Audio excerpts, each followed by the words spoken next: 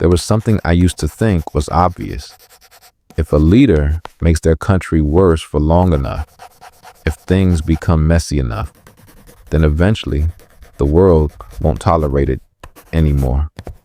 Not because anyone is kind, but because things can't stay bad forever. I believed that for a long time, and I think a lot of people believe that too. But then I realized a lot of things can stay bad much longer than I expected.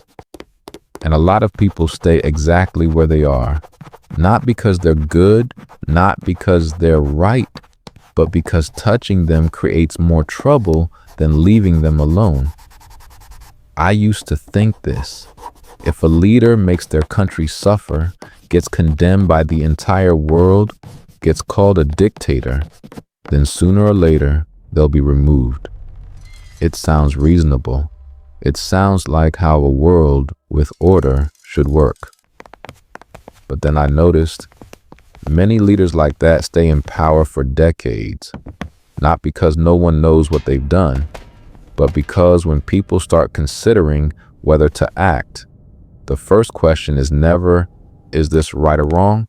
The real question is, if we do this, what happens next?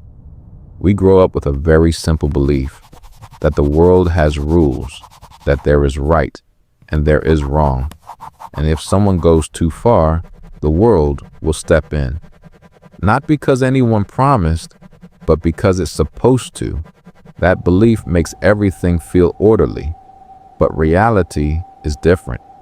Many leaders accused of very serious crimes stay in power for a long time, not because no one knows, but because no one wants to move.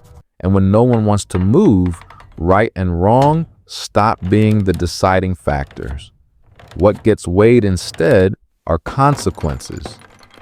Consequences for markets, consequences for energy, consequences for money flows, consequences for stability that many people depend on. Imagine the world as a massive apartment building. Each country is one apartment. Some are quiet, some are loud, some make the entire building uncomfortable. Everyone knows which apartment has a problem, but no one wants to be the first person to kick the door in. Not because they don't care, but because they know that once that door is broken, the building will never be quiet again. International law was not created to fix what's wrong. International law was created to prevent chaos. It doesn't ask who's right. It asks, will this make everything worse? And here's the hardest part to accept. The world does not run on morality. It runs on interest and stability. In many cases, keeping a bad leader in place is more stable than removing them. Stable for markets, stable for energy, stable for money flows, stable for regional power. Venezuela is not an exception. It's an example. A country with massive oil reserves, an isolated government, a collapsed economy, a strategic position that many sides care about. When all of those factors stack on top of each other, the balance starts to shift. Not because someone suddenly became better, but because interests changed. That doesn't mean the world became more fair. It only means the rules can change when the cost of doing nothing becomes too high. And this is the part many people don't want to think about. It's not just weak leaders who get trapped.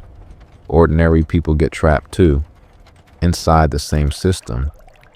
You don't have the right to break the rules, but you live with the consequences of people who do. The world doesn't lack power. It lacks a reason to use that power for you. And maybe the most frightening thing isn't that a bad leader exists. It's that this system is working exactly as it was designed to. The world doesn't collapse because of evil. It keeps running by accepting evil at a level that can be controlled.